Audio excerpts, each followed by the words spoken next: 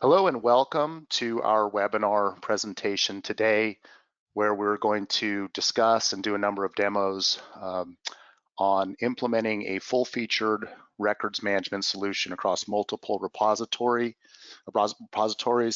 This is our third session on records management, or you'll see EDRMS, Electronic Document and Records Management System. You'll see that acronym used throughout because it's shorter and it fits on the slides better. We wanted you to know what that is. Go ahead, Jim, advance, please. So our presenters today are Dean Meisenheimer from Gimmel, Jim Duncan, who is ShareSquared's chief architect. Dean is the director of sales engineering at Gimmel. Jim is a Microsoft certified master for SharePoint, and my name is David Kruklev. I'm a managing director with ShareSquared. We've got a very full agenda, so I'm going to move through some slides that will recap the last webinar in case you missed it, but the presentation and the recording are on our website, and there's a link in this presentation to that. There will be a follow-up email within a couple days from today that has links to the presentation and the recording for today. So sometimes people ask that in the questions, but that will be provided to you. I'll go back and recap what we talked about last time, and then we'll bring it forward. Where we left it last time was that there's a number of gaps in the Office 365 platform when it comes to records management. So we're gonna talk about filling those gaps today. Then I'll turn it over to Jim. Jim will do some demos around really showing the importance of taxonomy and information architecture, how to do record classification using a tool that we developed, and how to deal with case records in Office 365. And then Dean will present the Gimmel federated records management solution, and we'll run through a number of topics there, and then we'll close up and we'll do an extended QA where we'll stay on for an additional 15 minutes. So we're gonna try to do our best to get it all in the next hour, and then we'll add 15 minutes to the end for QA and answer some of the questions. I think last time we had about 70 questions or so. We didn't get to all of them, but we'll do our best. We always like to set an intention for the webinar. So there's kind of the context and then there's the content. So the content is, federated records management, Office 365, Gimmel. That's kind of the content. The context is, kind of why are we doing this? So we're further exploring, sort of starting where we left off last time, how you might use Office 365 as a foundation for an EDRMS solution. We're going to look at how Gimmel enables you to manage that content. And we want to foster a community of people who endeavor to improve the effectiveness of their records management programs, technologies, and things like that. So we've had great engagement before and after the webinars with questions and emails and things like that. And we want to continue to do that. And, we'll even be bringing in other presenters in the future to continue to foster that community. We want to answer the questions that you have. And we've got some polls here today, one of which is to get your input for future webinar topics. One of the presenters seems like they may have turned on and they have an echo now. Jim or Dean, maybe. Okay, looks like it subsided. Okay, so a few times now we've been doing this 4-part series. As I mentioned, this is the third one, and we've had a number of questions of what is ShareSquared? Some people have confused us with some of the technology in Office 365, which is Microsoft's technology. So I just want to tell you who we are real quickly. We're a solution provider. We have always focused on SharePoint and Office 365. We've been in business for 15 years. The common workloads are collaboration and internet, records management, workflow, migrations of various types, from file shares, from legacy systems like an open text Documentum, other records management repositories. And we are an implementation partner, so we do the work. We bring in whatever products and services are required, which would include the third-party products like a Gimmel, to do the whole solution. So we're really a solution provider. We're not a body shop. You don't call us and say, hey, I need 40 hours of, a coder, some developer or something. we design and build the solution, and we bring in whatever third-party products are required, and we're a reseller of all these products. So if you do watch this webinar and you say, wow, I want to get pricing for Gimmel, we would like you to come to us, and we can provide the information and pricing and things like that on any of the products you see here and some others I left off the screen. Okay, so now we're going to do a poll, and this is select all that apply. What repositories do you have content in? We're just, because we're talking about managing content in multiple repositories, we want to see what people are dealing with right now. So I'm going to launch the poll and give it a few seconds here for you to fill it out. And please do play with us so we can get a sense of what the audience is dealing with.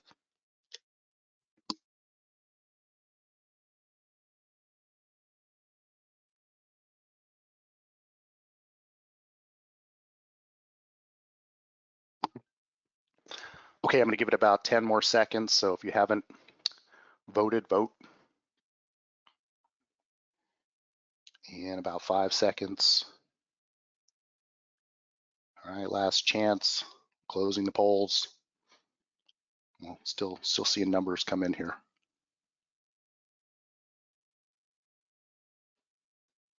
Okay, we're going to close it out so we can keep moving. All right, let me share the results. So 83% SharePoint, Office 365, and OneDrive. No surprise, that's what we're talking about today as the foundation. File shares, I would think, would be the highest number. That was my guess, just because everybody's had them forever. But it turns out it's physical paper records. So you'll see that Gimmel has a physical records management solution, and one of the sort of deficiencies in the Office 365 platform is that it doesn't have that, and it probably never will. That's a particular application. Microsoft won't do that. They're more of a platform player, so they're not going to build that application. We think it's unlikely they'll build it. So sometimes when we hear, well, you can do full records management on Office 365, usually we hear that from Microsoft.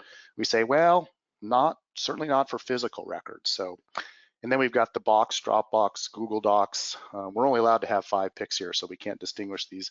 And then, of course, I called it legacy. I guess these systems, I shouldn't say that. OpenText is a viable product, still continuing to do updates and things. The reason why I said that is most of these systems were designed and initially built in the 90s. So I apologize if I offended anybody who's using those products, but still a big user base for those. We talked about last time why you might want to consolidate on Office 365. I'm going to recap a little bit of that, but in any case, we've got about 30% of the people using those repositories. So, okay, Jim. Okay, so I'm going to do this recap pretty quickly. If you want to see the recorded webinar, it's on our website. You can see the presentation. This material is from that presentation. So Office 365 is everywhere.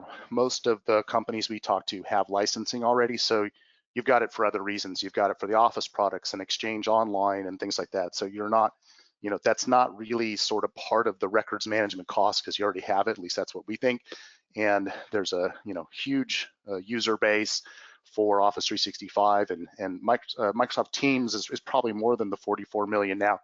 It's been going crazy with the coronavirus crisis, so it's probably 70 million daily active users now or something like that, but it's becoming a very popular product.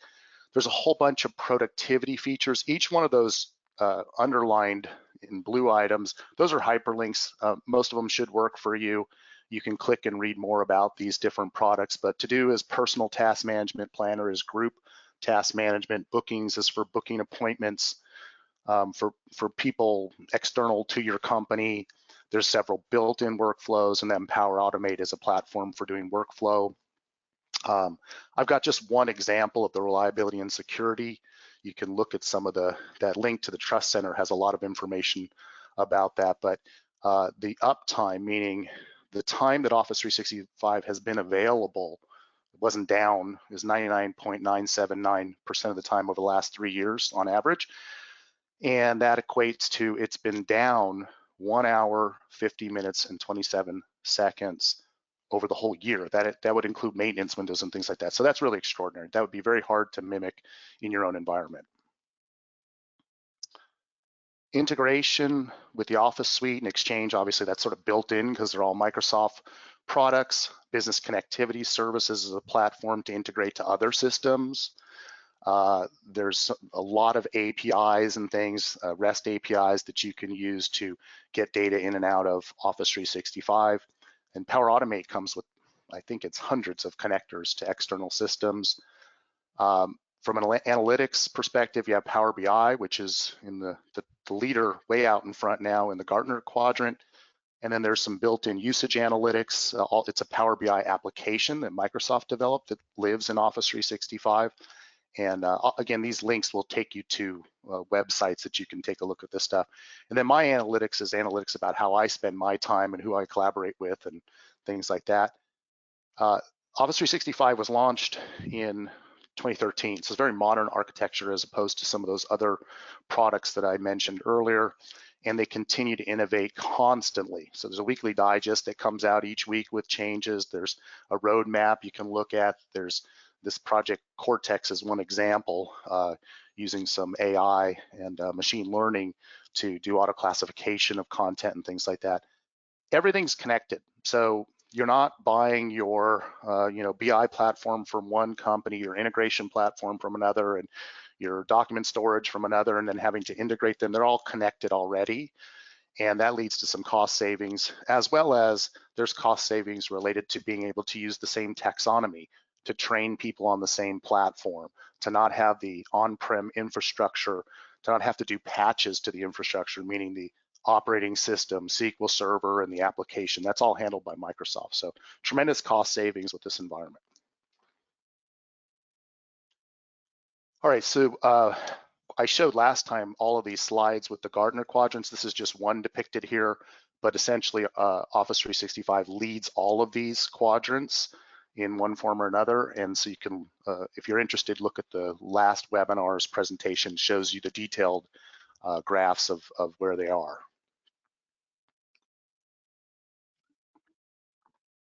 Okay, so now some of the weaknesses. So that was all the great stuff. We showed last time, Jim did a number of demos with the new records management and compliance pieces in the platform, and they're complex. They're hard for us to understand still, and they're still evolving. In fact, one thing we did when we did our dress rehearsal for the last webinar, and then we went back to do the presentation, it changed from one week to the next. So it's kind of hard to figure out. It doesn't feel fully cooked yet.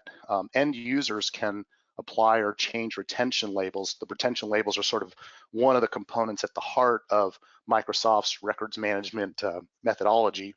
And the fact that end users can change them sort of runs in the face of that being defensible, right? So policies are applied at the content type level, whereas using a product like Gimmel, they can be applied to a piece of metadata in one field. So that gives you very granular control. It can be applied to location and other things. Kind of any attribute any piece of metadata that you have access to that Gimmel can see, you can apply a policy against it. If you look at the out-of-the-box platform, you'd have to almost create a content type for every record category you have. And so that results in a very complex taxonomy. We don't implement it that way. It would be a lot of work up front and a lot of work to maintain. There's no automation, really. You can automatically apply labels, but invariably end users are going to be asked to classify and make decisions about what's a record and when to lock it. And that's not what end users are expert at, right? There's no support for physical records. I said that earlier. If you use the Record Center, which we don't use, it will automatically lock the documents put in there. So we don't have the kind of fine control that we want. And many of the features require the E5 license, and that's what Microsoft wants to sell. It's more expensive. So what you'll see today is probably all E3. So there's a big savings. I'm sure that savings would offset the cost of a product like Gimmel. I haven't done the math, but something like that. Okay, some of the gaps. I'm not going to spend a lot of time on this because Dean's going to show you all of this, but I wanted it in the deck just so you have kind of a quick summary. There's a file plan. You'll see that. Gimmel allows you to do in-place records management across multiple repositories. You're not moving the content around. within Office 365 to a record center, or you don't have to move all the content to Office 365. You're able to manage it in the repository and in the location where it exists, where it's being created and collaborated on. There's automatic classification and record declaration when appropriate. You can set up rules for handling the retention and disposition with supersedence. There's extended support for retention triggers. An example is recurring dates, various lifecycle management disposition workflows, and disposition. It's not automatic. It doesn't have to be automatic. You'd have a review and approval process. See, none of these things are in the Office 365 platform. You can kind of fake a destruction certificate in a way with Office 365, but it's not as nicely done as the Gimmel product. There's enhanced auditing and reporting, and at ShareSquared, we've automated the configuration of Gimmel, so we can do it from a spreadsheet, and that helps you get up and running faster, and it's it's a reliable way to do it. And next up is going to be Jim's demos, so I'll turn it over to you, Jim. Thanks, David.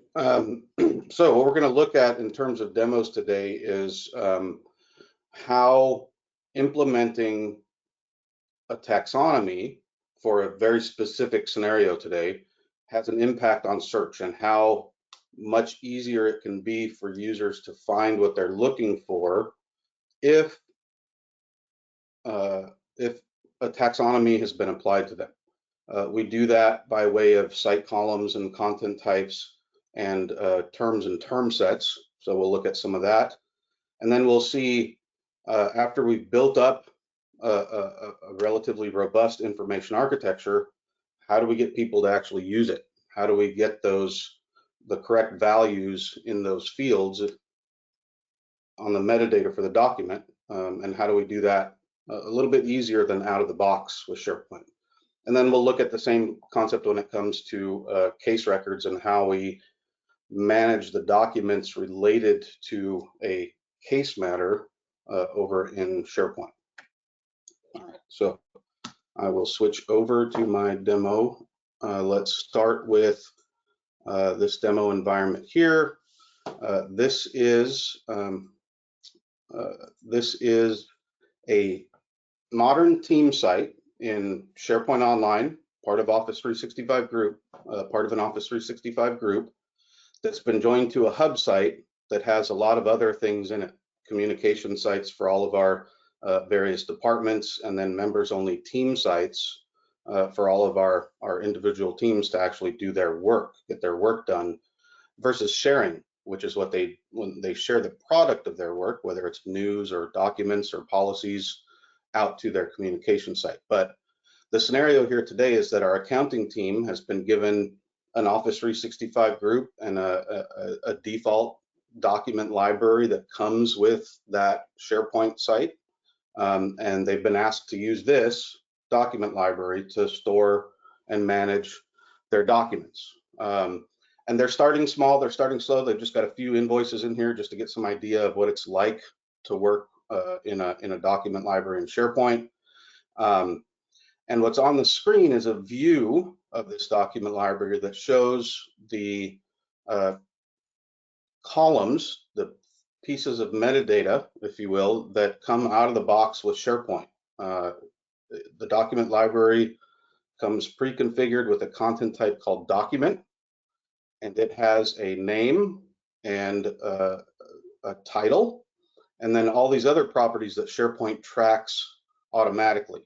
So the created date is when the document was uploaded to the document library or created in the document library, along with who did that, when it was last modified, and who did that. In all cases, this is our demo account, but I can do some pretty normal stuff you might expect, like filter by date or group or sort by some of these columns, but searching isn't all that great of experience. So if I go up to this search box here and I type invoice, you'll see that we get some results here, which are actually invoices.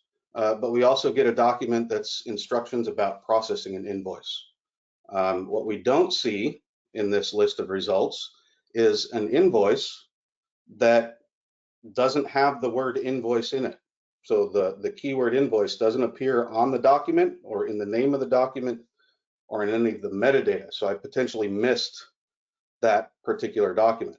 But I can do things like invoice and then 2305, and I might get that one. If I know the invoice number and that's in the name of the file or embedded in the body of the document, I might get that result. But that's kind of it. I can click show more results. That will filter my view down below. Now I get that one for Bill because I actually also included the number. So now I get that one. But that's kind of it. I can expand my search to the whole site, the whole team site, and get the same results here. And now I can do some filtering. So I only want to see documents that have been modified in the past year or the past 3 months. If I switch to the Files tab here, I can do a little bit more. Not only can I filter by date modified, but also by file type. But that's kind of it with the built-in modern search experience that comes with Office 365 and SharePoint Online. Now, the classic search model is still there behind the scenes. You can still put the effort into configuring classic search functionality, but there is a collection of web parts from the Patterns and Practices community, which is chaired by Microsoft, and we can use those web parts to put together a somewhat more modern experience here. So I'll do my same invoice search, and I get the same kind of results, but now I can filter by not only the type of document, but also the author and the modified date I can now put in a range here.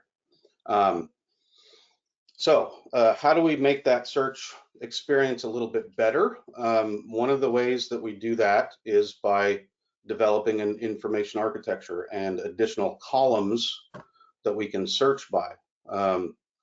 But that might take a while. It might take a while to finalize our information architecture. And in the meantime, we want users to be able to track their own metadata without giving them the ability to customize the overall structure of the library itself.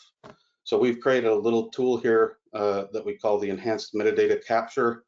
And it basically presents itself as an extra column that you can add to a view.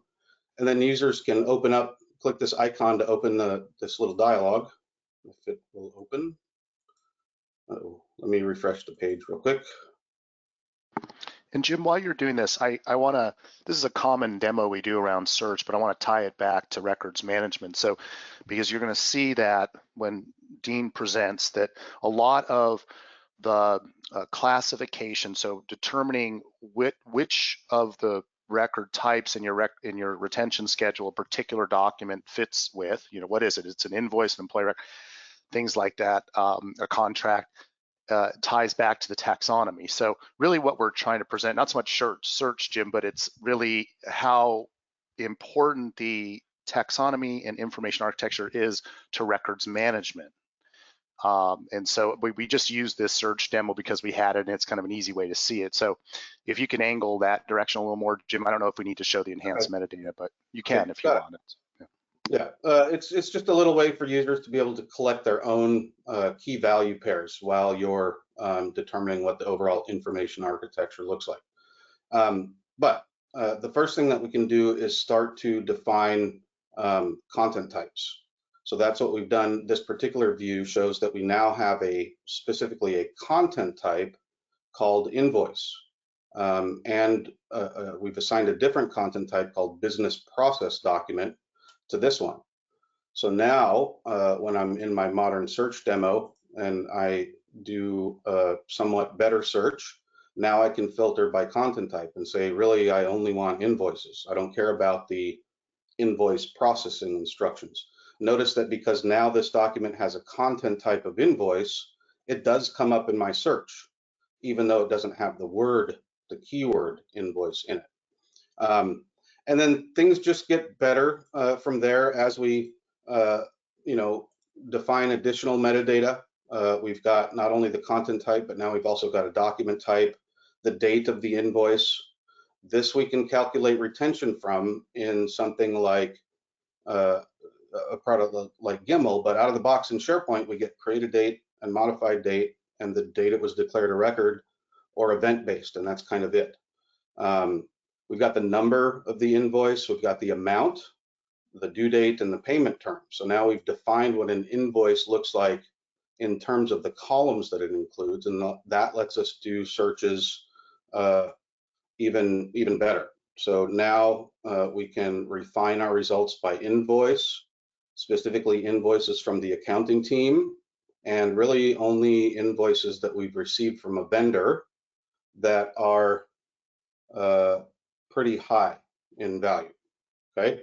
So having all of those fields defined on a content type makes these kind of search experiences possible a little bit better than out of the box. And then if we really want to put together a page that only gives us invoices, we can even do that with these modern web parts. So extending the scenario, the accounting team would probably have a page set up for searching invoices, and that's what they would click through to find what they're looking for.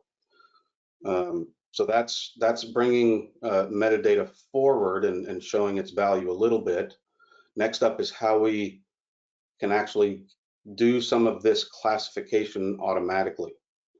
So for that, I'm going to switch over to the team site for the information technology team, and they've got a document library here. They've done the information architecture work. They've defined what their content types are and all of their metadata. And the out of the box way to do this with SharePoint, let's just take this sample GIF image and drag it in and drop it into SharePoint. It'll upload, but it'll take whatever default values have been defined for the library. So the default content type is procedure document. It doesn't have a default value for document type, which we'll see why that field is important later. And the true document date defaulted to today, which I guess is okay. But what if this wasn't a procedure document? Now the user has to edit the properties and change the content type. If the content type that was assigned isn't correct, they have to fill out all this metadata in order for those search scenarios to work. And in order for records management to be effective, some of this information is required in order to do records management. So getting everyone to do this and to do it impeccably is sometimes a bit of a challenge. So what we've provided here is this tool called taxonomy tiles. And these are configurable tiles that can target a site in SharePoint, happens to be the current site we're looking at, a document library, which is the document library that's on the page here, and which content type to assign to any documents that are dropped on that tile, along with additional pieces of metadata. So if we look at, for example, this procedures tile, it's going to assign the procedure document content type. It's going to take the default from the library of information technology as the business unit or the team that's responsible for it, and a document type of standards and guidelines. And we could provide default values for all of these fields that apply only to documents that are dropped in this tile. And all the tiles are configured kind of the same way. So what happens now is when I take a sample policy and drop it on the policies tile, we'll see that that document has been assigned to a document type of policies. It has a content type of policy document instead of the default for the library, which was procedure, I think. The document type has been assigned. This is what maps to our category in the file plan. We'll see this later. And we've got a true document date that we can calculate retention from. If I go back, we'll do another sample just to show it working again. We'll take this sample report and we'll drop it on the reports tab tile. And we'll see that that one is assigned to the correct content type and document type and different default values. So here's the reporting document type.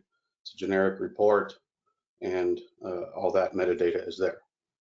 So that's just a quick way to make it a little bit easier for people to add metadata automatically to documents just by dropping them on a specific tile that's been configured to match that kind of document. So users no longer really need to remember which site and library and content type to assign and all of that. These tiles can live anywhere on any page in SharePoint, and as long as the user has permissions to write to the library that the tile targets, they can just drop their documents there, and things will be automatically filed where they need to go.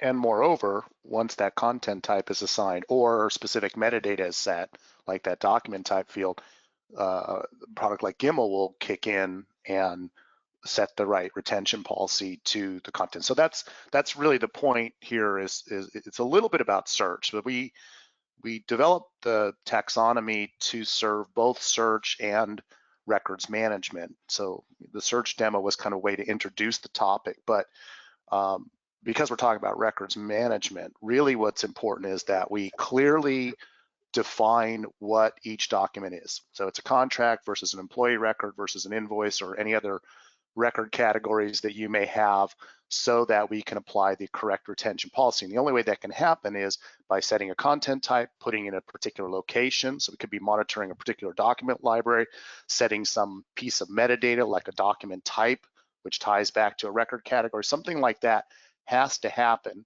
There are tools, and we may do a future webinar about auto classification, but short of that, some system, some body has to say this document is this type, and then everything else automated after that, right? And how they say that might be setting the content type. It might be putting it in the right library. This particular tool kind of handles all that in a way that we think is fairly user-friendly. Thanks. So Jim, I want to make sure we leave time. I went long, so nothing to you, but let's move through the case files piece, and then we're gonna do a quick poll and then get to Dean. Okay. So in SharePoint, the way we do case management or case files is with what's called a document set. And that's a special kind of folder that can be configured for a library that also has metadata fields, just like a regular document-based content type does. So each one of these here represents a case file about a solution that's being delivered by the IT solution delivery team. So a lot of documents go along with each one of these. Maybe the contracts, maybe maybe there's some source code or manuals or work orders or anything that needs to go along with that particular solution can be filed in that case using that tile mechanism. So if I, once I have maybe I download all of the user guides for the product from the vendor's website and I want to keep my own local copies of those, I just drop them on this tile and they go into this case file, and they're going to be assigned the content type of case-related document, but with a document type of guides and manuals, which maps back to the file plan. So that same tile mechanism can be used here for case management. So how we get there in terms of information architecture, we have over the years put together a collection of content types that are architected within the inheritance model and have great metadata and columns mapped to them. Looks kind of like this in a visual. And we actually have a tool that will read this Excel workbook and create all the site columns and content types and configure all of their settings in a SharePoint site. And the way we get to the SharePoint sites and what those look like is with another workbook, but it's the same workbook that we use for defining what our case types and document types are. And this actually creates the term set where the users choose the document type or the case type, depending on which subset of categories are available to them. But we've also collected for each one of those the code that we're going to use for that category. We can put a description and a citation, which column in the properties of the content is going to determine that it's this category, and then the retention and action for that. This one happens to be based on the Ontario Municipal Records Management System, but the concept applies to your retention schedule. So we basically just translate what you have now into a term set in SharePoint and automate the creation of the file plan and the rules over in a tool like Gimmel. So if we do that, let's minimize that, and we'll just go look at our Gimmel implementation before I hand it off to Dean to show you there. So this is that the same terms that users are the terms that users are classifying their documents as over in SharePoint. This one's an invoice from a vendor. This one's an invoice to a customer. This one's a policy. This one's a procedure. Each of those document types and case types over in SharePoint is mapped to one of these categories in Gimmel by way of the classification rules. And Dean will go into this a little bit more, but suffice it to say, if you have your retention schedule, if we can get your org chart and build this kind of system, we can do it relatively quickly in an automated fashion and repeatable. So if you don't like the first iteration, we can always just make changes to those workbooks and redeploy it. And that's more than my time. So I think it's time now to.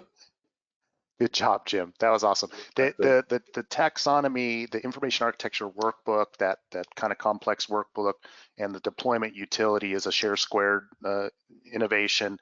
If you want to see a demo of that, you want more information, we went so fast through it. We could spend half an hour on that alone. Feel free to reach out to us. We'd love to show it to you. It's a way to expedite getting from your retention schedule to the required taxonomy in Office 365 or SharePoint, and then you put Gimmel on top of that. So that was the point there. I'm going to show this poll. We're going to give it a short amount of time. We're going to save as much time as we can for Dean. Sorry, Dean, we cut into your time, but we want to know what you want to see in terms of future webinar topics. We have one webinar. Let me just go ahead and launch this. We have one webinar left in the current 4-part EDRMS series, and that's going to be on managing email as records. Please vote as quickly as you can on this so that we can move forward to the Gimmel demo. And but we really want to know what you want to see next. These items are all things that we have expertise at. The last one there, the Ask the Experts panel, would feature probably Jim and another certified master of ours, Shannon Bray, who's a security expert. So that could be a fun one that's a little more interactive, but we want to get your feedback before we get those scheduled. So I'm going to give that about 10 seconds, and this time I'm really going to give it 10 seconds. I'm actually timing it, so get your vote in. You got 5 seconds. Okay, I'm going to close the poll now, and let me share the results with you. So forms workflow, and I should have said robotic process automation. It's a kind of an emerging technology, slightly different than workflow. It's getting a lot of interest. Microsoft has something. We're going to show you another tool. User adoption, pretty clear. Auto classification. That's a good, that's a great pick. Our audience is smart because that's the component that's still missing here. You can have the taxonomy that we build, with the tool set that Jim showed, and you can, have Gimmel set up, But again, I said earlier, something has to tell somebody, or some engine has to tell the system what each document is and how it relates to the record categories that you have. So that's going to be next, I guess. And then document capture, that's to just stay on parity with other systems, like a Laserfish comes with a capture component. Microsoft doesn't address that. And then ask the expert. So, okay, great. I'm going to hide that now. I'm going to make Dean the, oh, you got slides first. Okay, go ahead. Yeah, I got slides first. So don't give me the presenter yet. Yeah. I'm going to go through the slides relatively quickly so we can show a little bit of the demo and how that ties into what Jim talked about. Gimmel has been around for 17 years. We've been in the information governance business that entire time, working with products prior to SharePoint and then SharePoint on-premise and Office 365. We have clients around the world in over 14 countries. We work through partners like ShareSquared to provide specific expertise, implementation, and develop that relationship with clients. And we have over 500,000 licensed users around the world. And next slide. Next slide. Just an example of some of our customers. We are very cross-industry in the companies we work with and that use our products, from government at the local level, state, county, and local, as well as federal government, energy companies, financial services, consumer packaged goods, and others. Really, if you have a records management need, if you're in a regulated industry, Gimmel can provide a solution. Next. And a quick look at the Gimmel platform. Gimmel has a suite of products. We're focused today on Gimmel Records Management, but we also provide some governance tools to help identify and classify what you have. We have an integration with SAP that allows you to use Office 365 as the archiving platform, and that can tie into your governance and records program. And we work with a variety of different content repositories, not just Office 365, because as the poll showed, everybody has a variety of different content sources out there they need to work with. And our platform, I'm not going to touch on all of these, but we'll focus on the records piece today, can provide a variety of capabilities across the different repositories. So the Gimmel advantage, really we provide a comprehensive and innovative solution for solving complex records and information management challenges, right? Your users have better things to do than manage information. Make it non-disruptive, make it seamless. They will embrace the technology. Do that in an innovative way. Leverage the platforms that are out there like Microsoft 365. Take advantage of automation around classification, around lifecycle application. Do that with the platforms you've standardized on, like Microsoft, SAP, and others, and use proven solutions and proven vendors like Gimmel and like ShareSquared. So 5 slides in 5 minutes.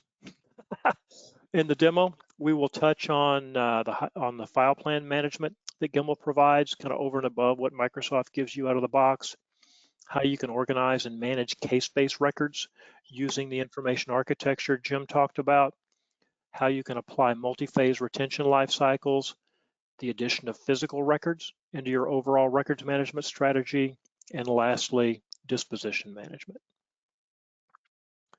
You ready, Dean? I am ready. Okay. So if you make me the presenter, and let me see, show screen 2. All right, everyone should see 3 blue pie charts. Yep. This is the interface for Gimmel Records Management. The screen, it's designed for records managers, provides an interface for records managers to be able to see records, not just in Office 365, but wherever they may be managing records. Through a series of connectors, we can reach out and connect to SharePoint Online, identify and manage records there. We can bring physical records into the records management process. Everybody had network file shares, right? Over 80% of you said they did. We can crawl and index and apply records policy on your network file shares. And if you have legacy SharePoint out there on premise, that can be managed as well, where records can be classified and have policy applied. This can also be extended to platforms like Box, Documentum, FileNet, and others, right? So you can have one system, one file plan, one set of policies, reaching out and applying that policy across different content sources from a single source. The center of the screen just shows me the most recent records that have been brought into the system. I have a physical record, a SharePoint on-premise record, a SharePoint online record. The system tells me record was brought in this morning. It was automatically classified. Here's a link to where that record exists. And if we want to see more information, here's the record class it's been assigned to. Here's its unique record identifier. It's an electronic record. Again, here's the location. And now here's a visual timeline of that record. Based on the record classification, here's the life cycle that it has inherited. It'll be kept from 6 years once a specific record declaration step happens. And because I've got all this information about my records all in one location, I have the ability to come in and quickly view all of my records being managed. I can scroll through, I've got over 1,000 records, but I can quickly see I have SharePoint records, file share records. As I scroll through, physical records, SharePoint online records. If I have records that have been declared, is the term Gimmel used, essentially meaning they've been locked, they've been made immutable, regardless of where they may be, I can quickly see that, right? If I want to see more details about a record, I can come in here, I can click the pull-down menu, and I can look at the properties for that record. Jim talked about the information architecture, setting up structure, setting up your content types, setting up your metadata column. That all becomes information that Gimmel can capture and then use to drive not just the retention, but also how records get automatically classified against your file plan. So I can see the created date. I can see the folder the record might be in. I can see last modified. If you're using retention labels in Office 365, I can see those. I can see SharePoint specific information like what's the content type? Where is it at in SharePoint? What's the name of the SharePoint site? What's the name of the library? What's the actual URL breakdown? And now all of your metadata columns that you set up, what are the values in those metadata columns that I can capture and grab and use to drive classification and use to drive retention, right? That's why that information architecture starts to become important.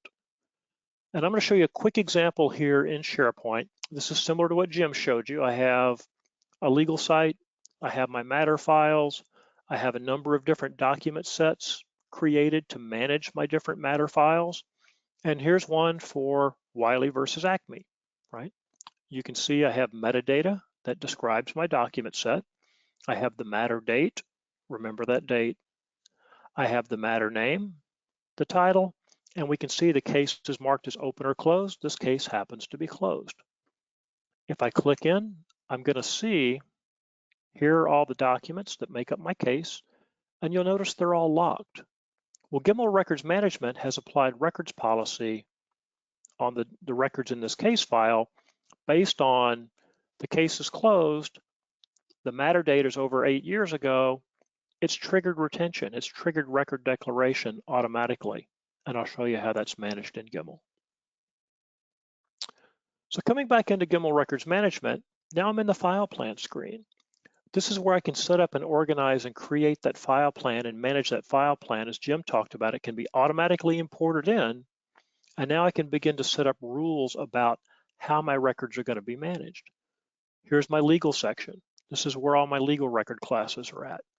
As I come down here, I can have record classifications for specific types of records, as Jim showed.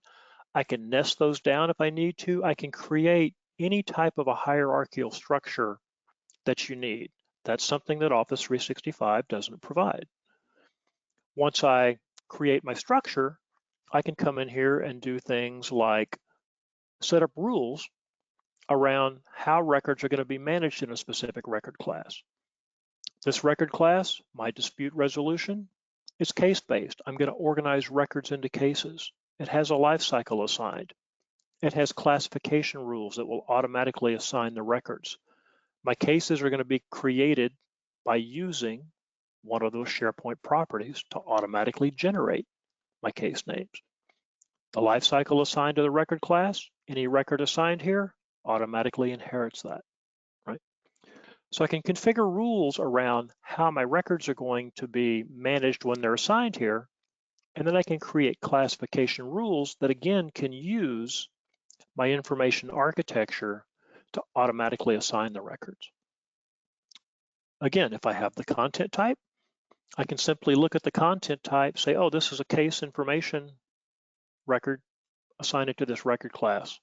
Or I've got an inconsistency, I also have matter files, assign those.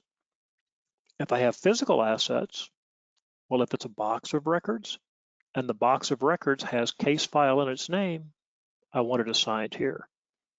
And anything coming in from my network file share, if it has case files anywhere in the path, I want it assigned to this record class. So now as Gimmel discovers records across your various content sources, they're automatically getting assigned to the appropriate record class. And you notice how that folder's open. That indicates this record class is case-based, as I mentioned. And now I can come in here and actually see my individual record case files that are being created. So my records are not just assigned into one big bucket of LEG06, they're actually now assigned into my individual case files. Here's the records in 2012 AA that we showed you, that set. They've all been organized based on that matter name or that case number. Okay. As I mentioned, I can assign life cycles to my record classes, and that's one of the other areas that Gimmel extends what you can do beyond Office 365 or Microsoft 365. I can come in and create my own triggers. So I can trigger retention based on things like dates, based on rule evaluations, look at a property, or based on things like events. David wins the lottery over the weekend, retires, now we have to terminate David, but in a good way. I can combine those triggers with my life cycles. So I can come in, I can create a life cycle, and now I can say, for my case files, here's my matter close plus 6-year life cycle. If we take a quick look at that, you can see immediately it's more than one phase. It has 2 phases to it. The first phase is look at that case closed property that we set on the document set. If it's marked as closed, that's true. I want you to declare all the records.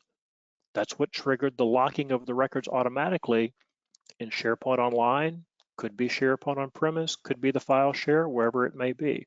But the records get locked down and made immutable. Then we go to phase 2, and we have a trigger that's called life of the matter. That's looking at that case close date. If that date is, when that date is hit, now we begin retention. We keep the records for 6 years. After 6 years, we automatically make them eligible for disposition. Right? So this life cycle begins to happen automatically as soon as my records are classified against my, my file plan. We talked about physical records. Everybody has boxes of paper sitting around. That can be integrated into the solution as well. I can come in, I can go to the physical tab. You can automatically import physical records, or you can create them one by one, however you need to create them. But I can have my warehouses, I can have my aisles. When I expand an aisle, I can have my shelves. And when I look on a shelf, I can view all of my physical assets. It doesn't have to be a box. Could be evidence, could be a well log, could be anything. But here's my physical records. I can quickly see name, title, who's the assigned owner, and I can see if the record is charged in or charged out or marked as not requestable.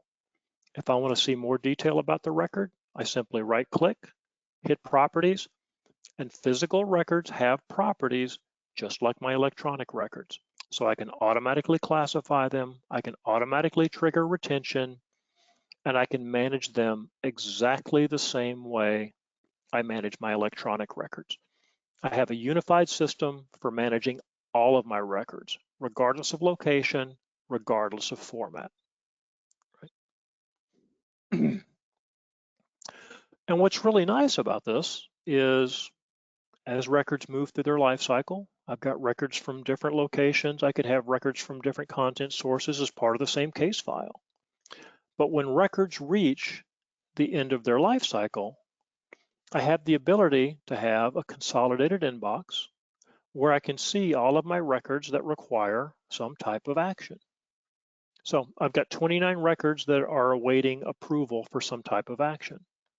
My inbox quickly shows me the record class the record is associated with, shows me information about the record, where it's coming from, shows me the action that the record is awaiting, and here's that case file we looked at earlier. If you recall, the case expired in 2012, or the case date was 2012. Retention of those records was only 6 years, so this case is now eligible for disposition. And the system tells me very clearly this is a case file. If I now want to see all of the records that make up the case, here are those individual records that are in that document set in SharePoint Online that make up the case. There are 6 records. I can see them all. I have a link to where the record is if I wanted to view it. If I want to see more details about an individual record, I can click it. It tells me the information about it. It tells me it's not a vital record. It's not marked as obsolete. It is declared. It does need approval. Here's its retention life cycle. Here's when its expiration date was hit, and it's awaiting disposition. So if I wanted to, I've got 6 items in this case. I could have 60 or 600 in multiple locations, in multiple repositories. I can approve the entire case for disposition with a single mouse click. And now once I do that, all of the records will be triggered. Gimmel Records Management will send a request. The records will be deleted in place in their respective repositories, right? We don't move the records anywhere. We don't pull the records into a central archive. Record policy is managed in place, like you saw in SharePoint Online, and the records are dispositioned in place. If I want to dispose of an individual record, same process. I click the pull down, I click approve and submit. I can enter information about why I'm approving this. We'll just put in a quick little comment. I confirm that, and if all of the approvals have been met, David talked about the disposition workflows that we can set up. If all of the approvals have been met, the record disappears from my inbox is decremented, and again, Gimmel Records Management sends a request out through the respective connector to destroy that record in place, in this case in SharePoint Online. I can filter my inbox view through different views. If I wanted to narrow it down to only records from a specific record class, I can quickly do that. Maybe I want to use the properties and I only want to view records from my legal site. I can filter my inbox that way. Now I only have 15 records in my inbox, right? And lastly, because we're coming up on the top of the hour, because I have all my records centrally managed, because I have all this information about my records that we've pulled from the information architecture, I can run reports. I can see information about my records. So maybe now I want to see all of the records associated, to a specific box. I can come in here, run a box inventory report, click preview, and here's a report that tells me, here's that box of records, here's its barcode value, here are all the folders in that box. Or maybe I want to run a report that shows me information about my file plan. I can come in here, run a file plan report. Now I can see my entire file plan. I can see specifics about the retention on each one of my individual record classes, see the record class codes, the descriptions, and if I now want to export this to PDF, to Excel, to different formats, this may become a record in its own right, right?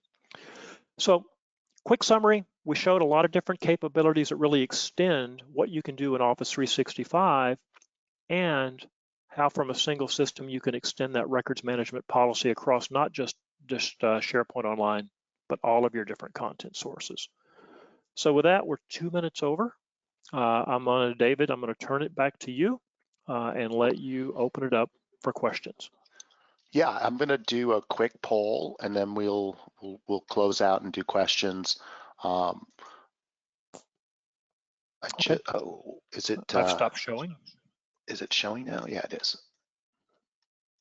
Okay, so if y'all would vote, we don't want to bug people, but we do want to get engaged with people who want to see more information about, anything we've shown today, Gimmel or taxonomy, anything like that. So if you would please vote, we would appreciate that, and we'll respect, whatever you say there.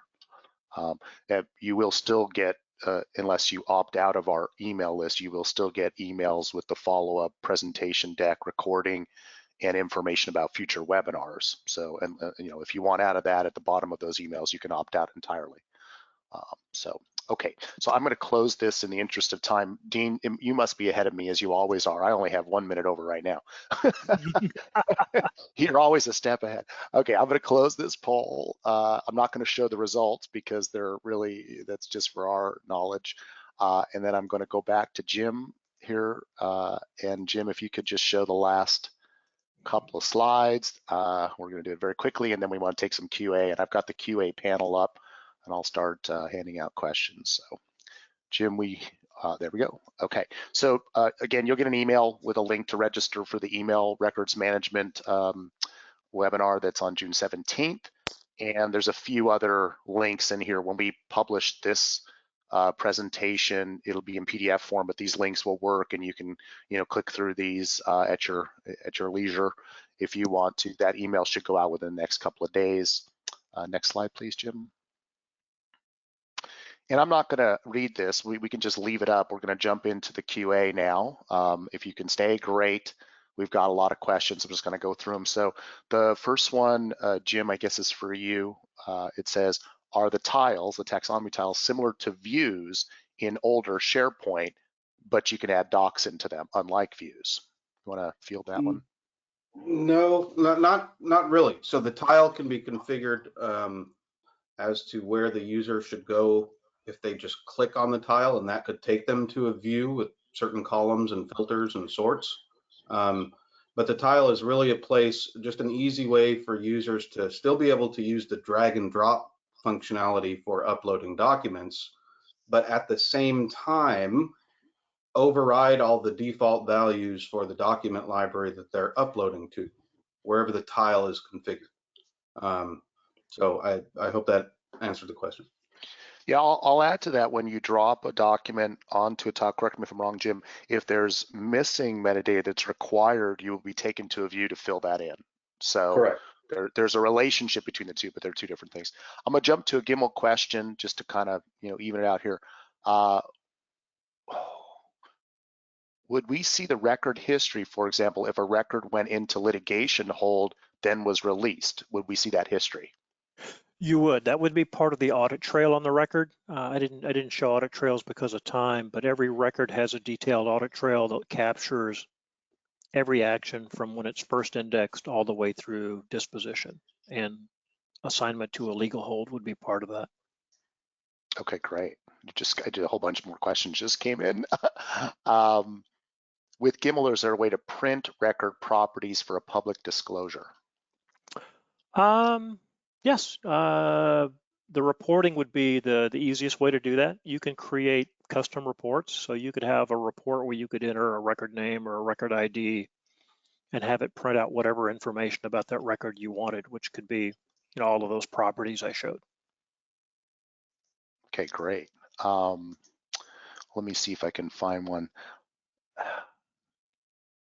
I guess I could take this one. Are the taxonomy tiles leveraging out of the box Office 365 functionality or some custom add-in solution? And are they a ShareSquared or Gimmel feature? So the taxonomy tiles are something that ShareSquared developed. They're part of a user adoption package that includes something Jim flashed on the screen. It's called enhanced metadata capture. when he was doing the search demo, the taxonomy tiles, which you saw for both regular records and case records, and then an advanced search web part that renders search results in a tabular form, and then you can sort of just change the metadata and sort of the query to refine the results.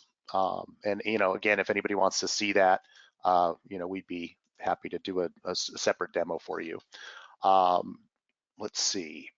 Can you have different tiles for different sites? We have hundreds of content types. Tiles work if you keep them down to just a few tiles for a user to choose from. I guess the question is, can you have different tiles for different sites? Yes, the taxonomy tiles for document level is a web part. So that web part can be added to any page and configured with tiles that point to any document library in SharePoint Online, provided the user has permissions to it. If the user is looking at a page that has a tile on it that's configured to upload to a document library that they don't have permission to upload to, then that tile will not display for them. So yeah, you could have any number of pages with different tile configurations on them for different teams and different kinds of documents. Perfect. Dean, this is for you, I think. When deleting an item from SharePoint Online, does it actually delete it, or does it go to the 93-day recycle bin? That's configurable in the lifecycle. So that action that I showed, delete the record, you can say delete, or you can say delete and recycle, which would send it through the recycle bin. But the normal record deletion bypasses the recycle bin. Okay. I'm not sure who this is for, so you guys can fight over it. It's a long one. We have a content type equal meetings with different documents in it. For example, agenda, resolutions, minutes, attendance register. However, the National Archive states that it's difficult to apply disposition instructions to it, as not all types of records carry the same retention policy. How can this be facilitated without burdening the users to apply retention labels? Oh, I can't read the rest of it because of. Did you get the gist of that one or not? Yeah, I think I got it. So okay. The way we typically do a scenario like that, a meeting with quite a few documents related to the meeting, is as a document set, a case, if you will, for each meeting. And then to make it easy for users to classify the various documents that they're uploading to that document set, you would use the case version of the taxonomy tiles that I demonstrated. And then when users drop their documents on a specific tile, they're assigned a specific document type, and that's what maps it to its category over in the file plan. So that would make it possible to have, different retention periods for different kinds of documents, even though they're all in the same case. There are scenarios where case management doesn't mean necessarily that all of the documents related to the case are retained for the same period of time. Anything to add to that, Dean? No, I think you're spot on. You could actually have the same case name under different record classes because it was assigned to a record class based on certain properties, as Jim said, but then put into a case underneath that record class based on another property, right? So that would give you the different retention. Okay, great. Are the reports shown on the dashboard out of the box for you, Dean?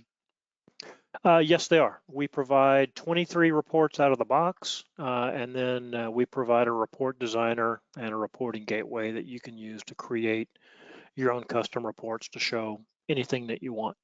So the file plan report I showed out of the box, the box content report, an example of a custom report I created to kind of show that capability. Perfect. Well, where does the naming of the tiles come from? Are they defaults, or does the end user set up? Jimmy, you want to just talk about the different things you can configure on a tile? Yeah, so as I said, the taxonomy tiles solution is a web part, so it has some global properties like what should happen after the user drops the documents, what should happen when a user just clicks on a tile versus dropping documents on it. But then each individual tile is configured for with the name, the description, background color or image, text color or image, an icon, and then you select whoever's configuring the web part selects which site documents should be sent to, and within that site, which document library documents dropped on the tile should be sent to, and then within that library, which content type should be assigned to the documents that are dropped on that tile. And once the content type is configured for the tile, all of the properties that exist, all the columns that exist for that content type are available to set default values for. So I think that answers it. It's configured by someone that has design permissions to the site. Whoever can add and configure web parts can set up a collection of tiles on the page. That person must also have permissions to the site and the library that the tile is supposed to upload to. Okay, great. I got two for you, Dean. Does your file plan allow for a many-to-many relationship between departments and record classes? I think that's for you. Yeah, I'm trying to think through exactly the use case or the right answer there. Many to many. Well, we're gonna answer these after the fact and get them out. So if you want to hold off on that one, yeah, let's might need a jump little to more it. detail. Yeah, let's jump to another one by the same person. What is the mechanism for managing access to records within a record class? Does it allow for various types of access? So there's two types of access. The access by the records managers in Gimmel Records Management to see various record classes, to be able to make changes to those records classes. That is managed in Gimmel Records Management. So I can make someone a records manager with full authority. I can make them a user. So Jim, for example, could only see a subset of the record classes and approve disposition only on that subset.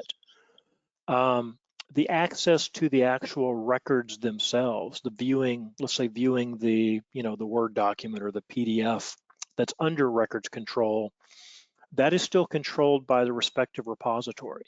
So if I click the link to view a document sitting in SharePoint Online that Gimmel is managing, I still need to have view rights in that SharePoint site to view the record. So I hope that answers it. Yeah, great. I liked it. Okay, two more for you, Dean. One is, which Gimmel product was shown today? We showed Gimmel Records Management today. Yeah. As distinct from, there was a product, or still is a product, that I guess is used a lot in the federal government space that is DoD compliant. That's a whole different animal. That's a much harder thing to do in Office 365. We talked about this on the last webinar. We did a mapping to the DoD feature set and where Office 365, is a fit and where it's not. And some of the requirements are pretty old, and maybe don't need to be adhered to. But that's religion at that point. I don't know. But those are the two products that I'm aware of. And then Gimmel is sold with different connectors, right? So certainly if you want to know information about how it's sold and pricing, reach out. This is David talking. Reach out to me and I can get that for you. But there you can consume it in components, in parts, so you don't have to deal with all of your records in different repositories at the same time. But we were looking at the Office 365 connector. The dashboard was pointing to file shares and you saw physical records managed. Those are different connectors. So it's kind of nice because we see a number of customers, get the taxonomy first. That's what the point of Jim's demos were, kind of get that straight first, and then get Gimmel and get some area in order, and then start to grow from there. You might start. We saw a lot of people were on physical records when we did that poll. So maybe you start there. I will say that's not ordinarily the starting part, but for us, usually it's Office 365, file shares, and maybe physical, and you can certainly address all of them at the same time, but you can also grow it over time. So it's kind of nice. it scales nicely over time. Another question for you, Dean, is how would you collect the permanent records and provide to NARA?